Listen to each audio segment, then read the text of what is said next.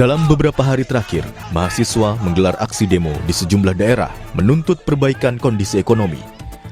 Di Jakarta, aksi demonstrasi dimulai dengan long march mahasiswa dari berbagai titik di Jakarta menuju Bundaran Hotel Indonesia.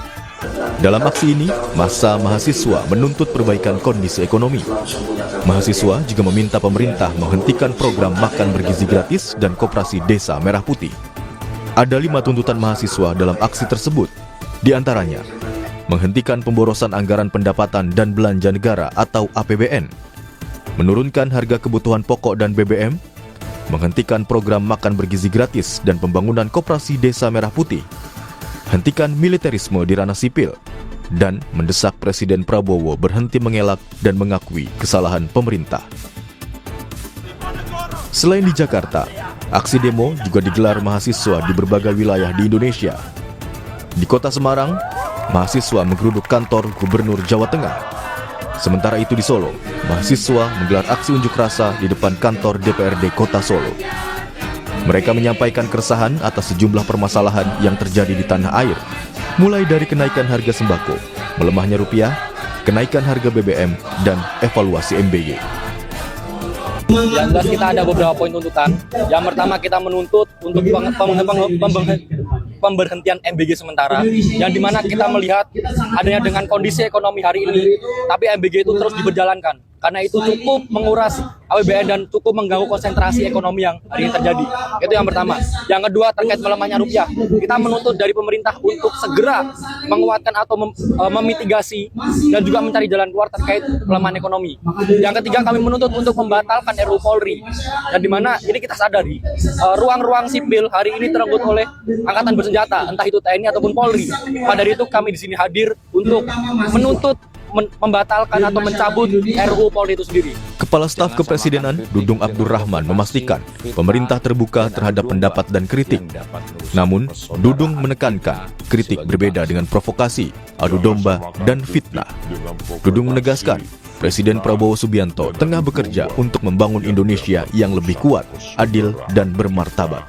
Pemerintah selalu membuka ruang untuk masyarakat menyampaikan pendapat termasuk kritik. Karena kritik adalah nafas demokrasi yang harus membangun, bukan meruntuhkan. Jangan samakan kritik dengan provokasi, fitnah, dan adu domba yang dapat merusak persaudaraan kita sebagai bangsa. Demonstrasi mahasiswa mengkritisi kondisi bangsa yang terjadi di sejumlah wilayah, mengindikasikan keresahan yang mendera masyarakat luas. Persoalan ekonomi menjadi salah satu isu yang mengemuka dalam orasi-orasi yang disampaikan para demonstran. Seruan mahasiswa tersebut hampir serupa dengan temuan survei Litbang Kompas yang dilakukan secara nasional pada 16 hingga 22 April 2026 terhadap 1.200 responden yang dipilih secara acak menggunakan metode pencuplikan sistematis bertingkat di 38 provinsi di Indonesia. Hasilnya, sekitar 56% responden menilai kondisi perekonomian bangsa saat ini sedang buruk. Bahkan, jika disandingkan dengan survei serupa pada awal tahun ini, kondisinya justru kian memburuk. Sementara itu, jumlah masyarakat yang menyatakan penghasilannya susut melonjak menjadi 32,5%. Rinciannya, hampir 2% karena terkena PHK, dan 30% lainnya karena usaha yang dijalankannya lesu atau melambat. Hal ini mengindikasikan kondisi perekonomian relatif melambat, sehingga turut berdampak pada usaha-usaha yang dilakukan masyarakat secara luas. Situasi demikian tentu saja akan berdampak pada stabilitas ekonomi setiap keluarga di Indonesia. Pada kondisi terkini, mayoritas responden menyatakan ekonomi keluarganya dalam fase yang tidak stabil. Hampir 40% responden mengakui ekonomi keluarganya tengah tidak menentu. 4% lainnya dalam situasi yang bergejolak, dan hampir 4%-nya lagi dalam kondisi kritis. Pada saat yang bersamaan, terjadi fenomena kenaikan harga-harga secara umum akibat krisis geopolitik hingga alokasi anggaran kebijakan yang relatif belum tepat sasaran, sehingga kondisi ekonomi nasional penuh ketidakpastian. Masyarakat dibayangi sejumlah kekhawatiran yang kemungkinan akan semakin memberatkan beban hidupnya. Dan salah satu yang paling banyak diutarakan para responden adalah kenaikan harga bahan pokok. Pada survei yang dilakukan Litbang Kompas April lalu, sejumlah responden yang mengkhawatirkan kenaikan harga bahan pokok hampir menyentuh 40%. Pendapatan usaha atau gaji menurun 12,9%, hingga kekhawatiran kehilangan atau kesulitan dapat pekerjaan mencapai 10%. Dari deskripsi sejumlah data tersebut, terlihat bahwa seruan para mahasiswa yang berdemonstrasi merupakan salah satu respons terhadap berbagai keluhan yang dirasakan masyarakat. Kini, masyarakat menunggu bagaimana tindak lanjut pemerintah atas seruan mahasiswa, terutama dalam perbaikan kondisi ekonomi tanah air.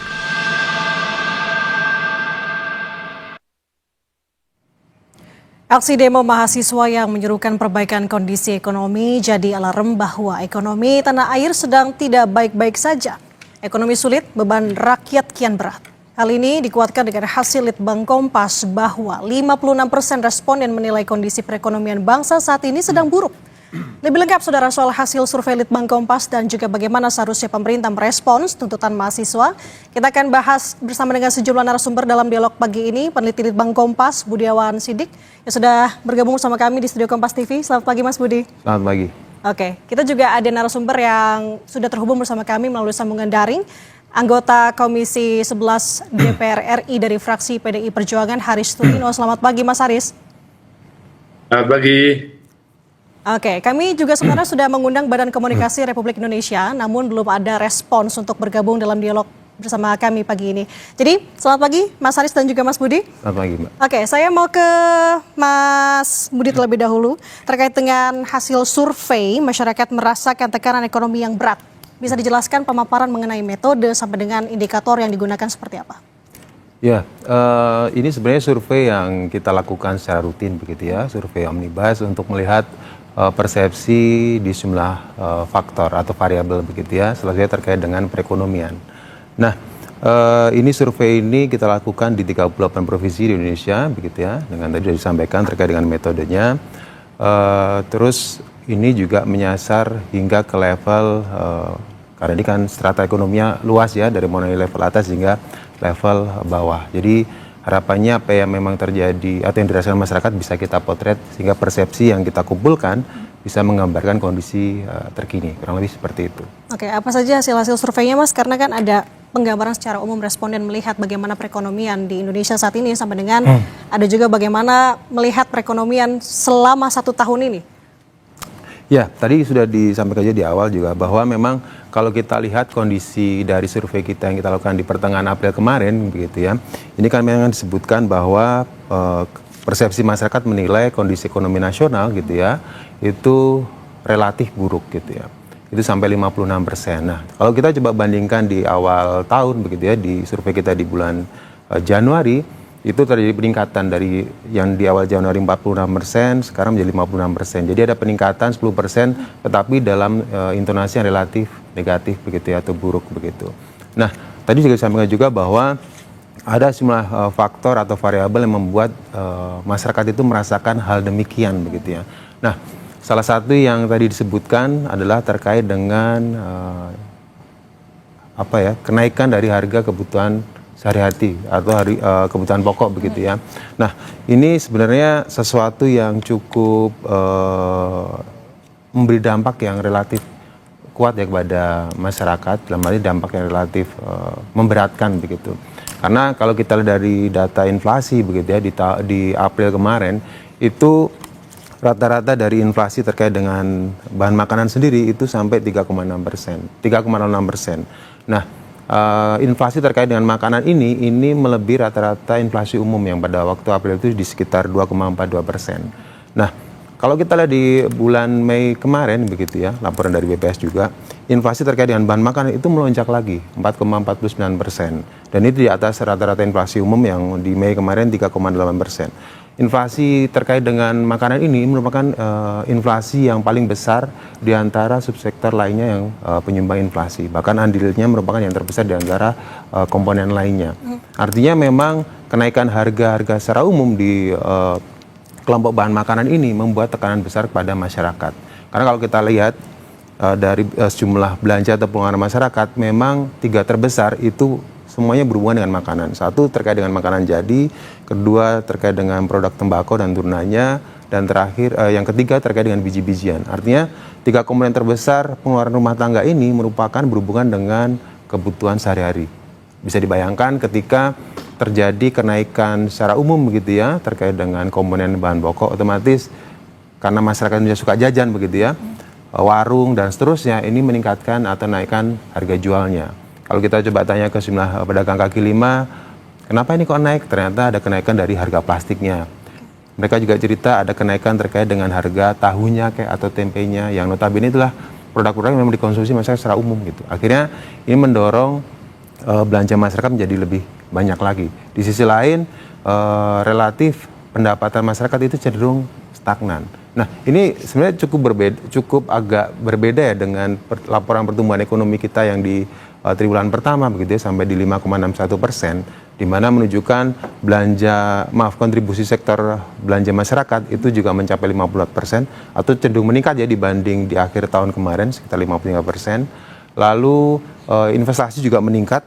Kalau kita lihat growth-nya itu sampai di lebih di atas 5% ya di triwulan 1 kemarin. Nah, harusnya cuman kemarin kalau harus kita tahu bahwa di triwulan 1 kemarin ada fenomena lebaran begitu ya, atau ada peralihan dari liburan akhir tahun ke awal tahun yang membuat masyarakat itu berbelanja lebih banyak lagi.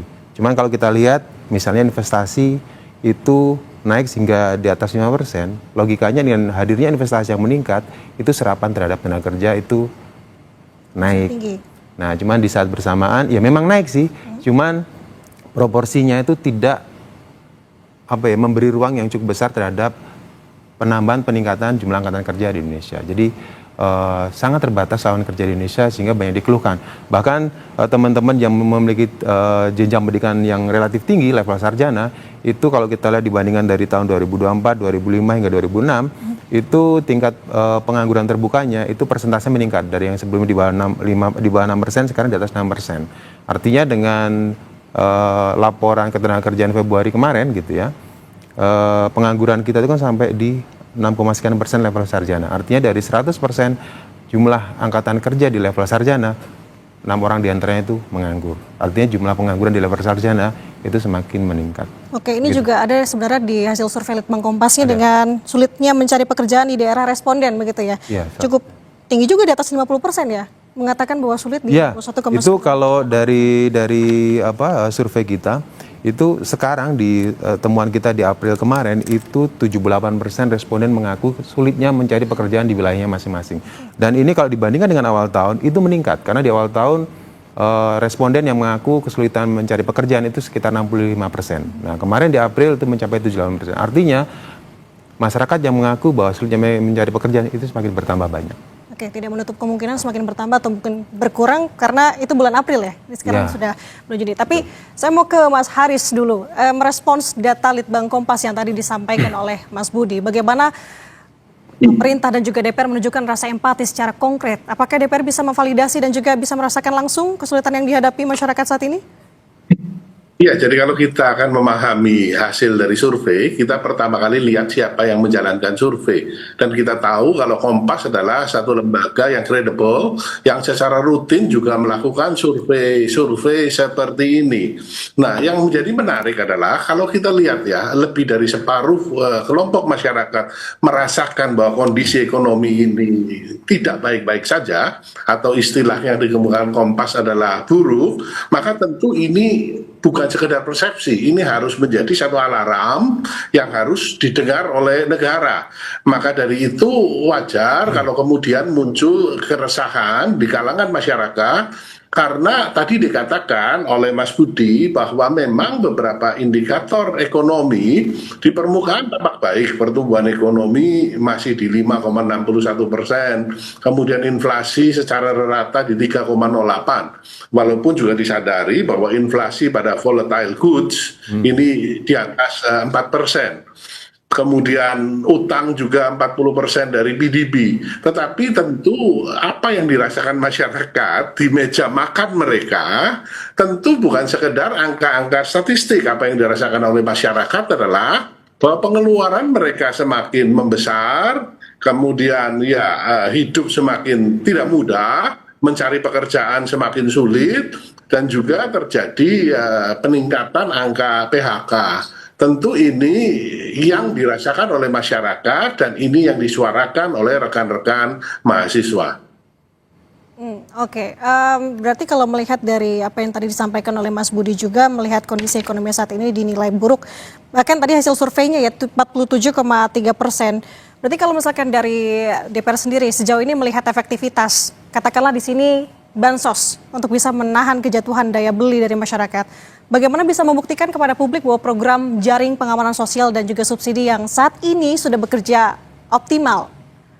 Atau belum mungkin Pak Haris? Iya, kalau kita lihat dalam 5 tahun terakhir, kan kondisi kelas menengah ya yang menjadi penumpang dari pertumbuhan ekonomi kan mengalami penurunan 10 juta dari 5,56 juta menjadi hanya 46 juta, dan di tahun 2025 sampai 2026 ini turun lagi 1,2 juta orang di kalangan kelas menengah. Nah, kita tahu bahwa kelas menengah ini adalah kelas yang menopang pertumbuhan ekonomi. Kalau kemudian kelas menengah akan mengurangi belanjanya karena pendapatannya berkurang, maka pada gilirannya akan tentu mempengaruhi C di dalam pertumbuhan ekonomi, dan ini tentu tidak baik bagi pertumbuhan ekonomi. Sehingga efektivitas daripada bantuan sosial, kalau bantuan sosial kan paling banyak menyentuh pada lapisan masyarakat yang paling bawah, yang merasakan bantuannya. Tetapi di kalangan kelas menengah ini kan seharusnya lebih banyak katakan penciptaan lapangan kerja, stabilisasi harga, ini lebih penting dirasakan oleh kelompok rumah tangga kalangan menengah. Ini yang memang selama ini dirasakan kurang tersentuh oleh bantuan-bantuan dari pemerintah. Oke, kalau misalkan kita balik lagi melihat hasil survei, Pak Haris, kita tahan dulu ke Mas Budi. Kalau tadi kan ada beberapa indikator ataupun beberapa hasil survei menunjukkan bahwa tadi kondisi ekonomi saat ini terbilang buruk di 47,3%. Dan kemudian juga ada dalam 3 bulan terakhir, berarti artinya kalau misalkan survei dilakukan bulan April dimulai dari Februari begitu ya, pendapatan ini tidak bertambah, bahkan ini juga menyentuh cukup tinggi, tidak ada penambahan pendapatan dan lain sebagainya di 39,7%. Sebenarnya melihat mengartikan hasil survei ini sebenarnya bagaimana psikologis dari responden sejauh ini melihat dari perekonomian di Indonesia? Iya, kalau coba dibahasakan dalam arti yang sederhana, memang tekanan yang dirasakan masyarakat itu besar, terutama dari sisi finansial begitu ya. Artinya dengan tingkat penghasilan mereka yang cenderung stagnan, tetapi di satu sisi tadi saya sebutkan terkait dengan konsumsi mereka itu cenderung meningkat. Kalau kita bicara golongan masyarakat menengah dan menengah bawah begitu ya, ini kan penghasilan mereka mayoritas digunakan sebagian besar ya untuk konsumsi atau sifatnya berhubungan dengan bahan makanan utama atau makanan pokok. Jadi ketika bahan makanan pokok itu meningkat, itu tentu saja menjadi tekanan yang besar bagi mereka begitu. Begitu nanti itu meningkat, akan berpengaruh terhadap belanja lainnya begitu kan. Nah, apalagi kalau kita lihat sekarang ini bulan April, ini bulan Mei, bentar lagi udah Juni dan Juli dan tahun ajaran baru. Artinya masyarakat harus menyiapkan uang lagi atau membongkar atau membuka tabungan lagi untuk bersiap terkait dengan biaya pendidikan begitu ya. Artinya di saat bersamaan ketika harga-harga kebutuhan pokok itu meningkat, biaya pendidikan juga harus disiapkan untuk putra-putri mereka. Jadi ini sesuatu yang relatif tidak mudah bagi masyarakat kita dalam menghadapi situasi demikian gitu ya. Ya makanya harapannya salah satunya konflik terkait dengan geopolitik di Timur Tengah segera usai begitu ya. Karena dengan rencana perjanjian damai ini semoga bisa berhasil. Jadi tekanan terhadap ekonomi global terutama dari sisi energi mungkin ya, dan harga-harga kebutuhan pokok lainnya bisa menurun. Nah, ini semoga saja nanti pasar juga menyesuaikan, karena kalau kita lihat dari laporan dari nilai tukar petani itu salah satu terkait dengan harga beras misalnya begitu ya. Bahkan beras di level premium dan medium itu kalau kita lihat di harga di tingkat penggilingan awalnya itu trennya terus meningkat. Artinya begitu trennya terus meningkat, ini kan tentu saja akan mendorong intermediary prosesnya hingga nanti konsumen akan meningkat harganya. Kemarin juga kalau kita lihat di koran hari ini gitu ya, di Kompas hari ini, Ini menyebutkan terjadi kenaikan fenomena terkait dengan harga minyak goreng kita, di mana minyak goreng itu kan sesuatu yang dikendalikan pemerintah dengan harga eceran tertentu begitu ya. Tapi di pasaran itu harganya sudah lebih dari 20.000. Artinya ini akan berpengaruh terhadap masyarakat gitu ya. Masyarakat yang kalau tadi sudah disebutkan di awal, masyarakat lebih mengkonsumsi terkait dengan makanan jadi, rokok dan tembakau dan biji-bijian atau beras, terjadi kenaikan di situ akan berdampak terhadap pengeluaran mereka. Oke, ini jadi dampak domino begitu ya. Jadi kuncinya adalah bagaimana melihat bagaimana kondisi geopolitik untuk saat ini. Dan saudara, sebenarnya sampai dengan saat ini kami masih mencoba untuk bisa menghubungi dari salah satu perwakilan partai koalisi pemerintah dan juga Bakom RI. Tapi sampai dengan saat ini kami masih menunggu respons. Jadi saya mau ke Mas Haris terlebih sekarang lagi mendengar dari jawaban dari Mas Budi. Ini kan jadi artinya adalah masyarakat kelas menengah saat ini yang paling terhimpit, bisa dikatakan kurang memenuhi syarat penerima bansos, namun terdampak inflasi dan kebijakan perpajakan katakanlah. Jadi langkah konkret dari Komisi 11 dan juga bekerja sama tentunya dengan pemerintah di sini dari Kementerian Keuangan untuk meringankan pajak ataupun intensif bagi kelas menengah sejauh ini, Mas Har. Ya, jadi saya sepakat ya. Kalau kita melihatnya, kita mengapresiasi sebenarnya langkah-langkah yang dilakukan pemerintah untuk melakukan stabilisasi di indikator-indikator ekonomi makro. Kita sudah tahu langkah-langkah yang dilakukan, termasuk juga perbaikan pada MBG ya setelah kasus para petinggi MBG, kemudian juga langkah-langkah yang lain. Tetapi kita juga harus menyadari bahwa pemerintah juga harus lebih jujur bahwa ada satu masalah, yaitu rasa cemas yang dirasakan oleh masyarakat, terutama adalah masyarakat menengah dan masyarakat bawah. Dan rasa cemas ini harus diakui secara jujur. Jadi jangan selalu kemudian membangun satu narasi bahwa ekonomi sedang baik-baik saja. Kalau ada terjadi gap narasi pemerintah dengan kenyataan yang ada di masyarakat semakin besar, tentu ini tidak baik bagi pemerintah. Dan kami di DPR RI tentu kami terus membantu untuk menyuarakan hal ini di dalam rapat-rapat resmi yang kami jalankan. Intinya adalah bahwa memang harapannya pemerintah lebih jujur dalam hal ini. Dan kami akan memastikan bahwa suara-suara ini didengar. Jangan sampai suara-suara ini diabaikan, apalagi suara-suara dari rekan-rekan mahasiswa jangan sampai untuk dibungkam. Intinya adalah bahwa ketegangan di global yang sudah relatif lebih tenang, ini kesempatan bagi Indonesia untuk menata ulang.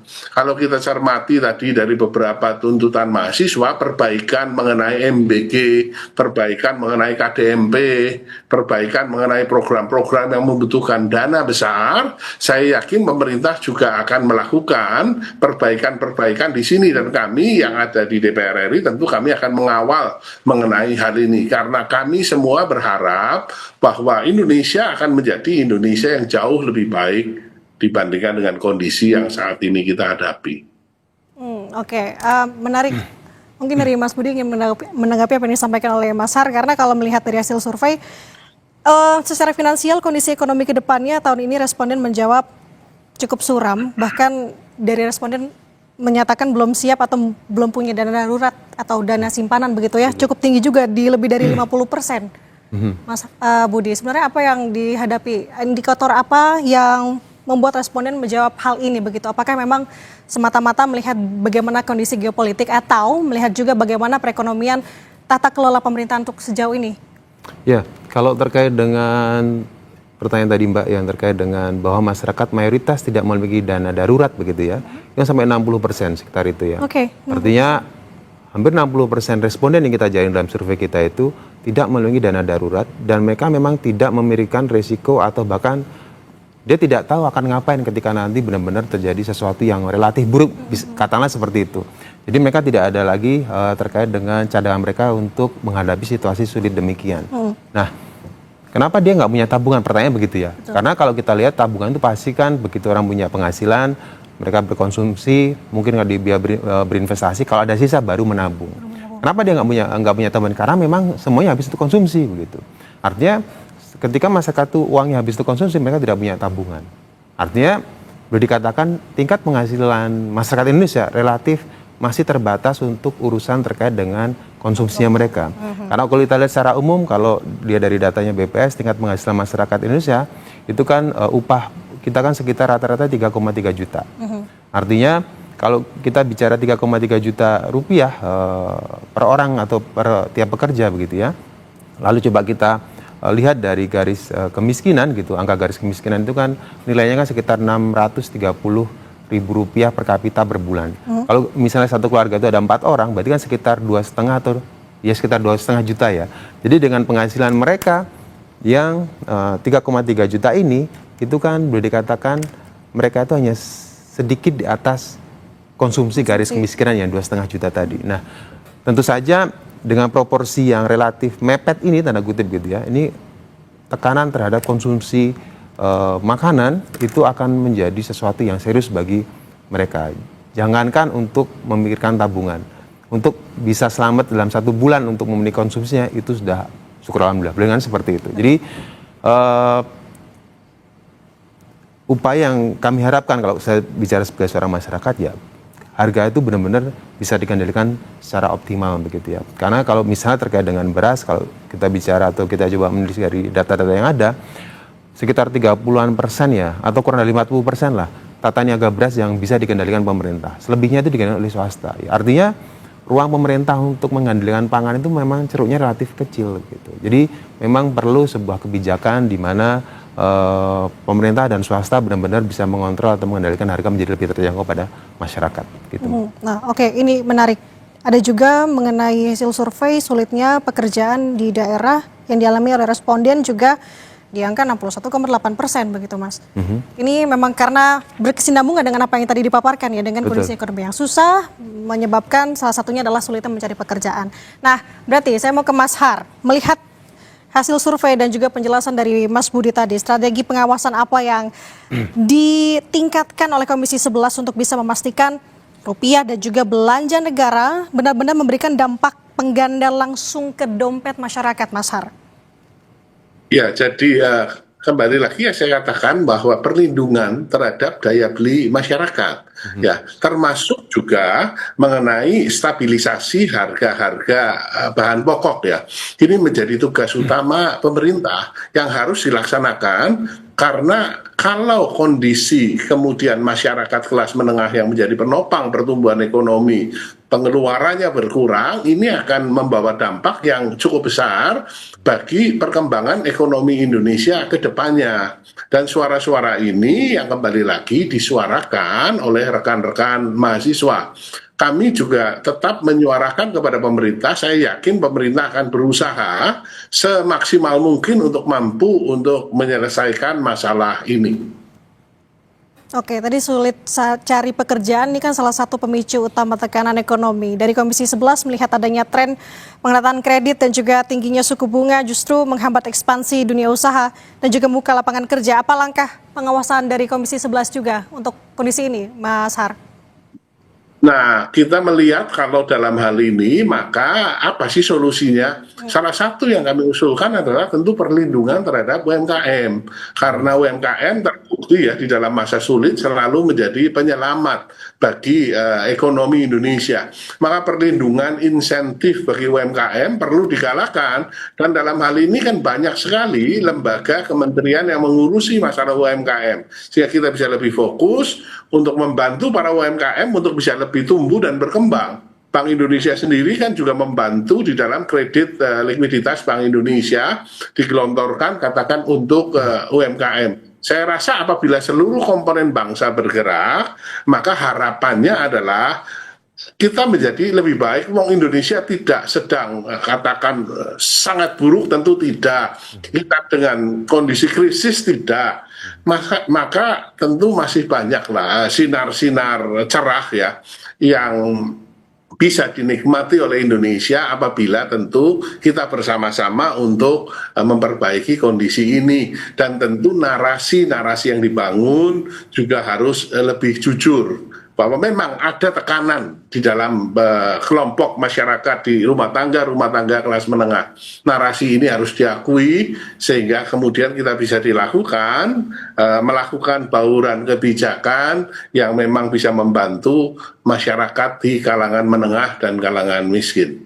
Oke, Mas Budi ingin menanggapi mungkin bagaimana melihat sejauh ini responden secara keseluruhan dan juga komprehensif, konklusinya ingin seperti apa sih pemerintah dalam menangani atau menghadapi kondisi ekonomi saat ini?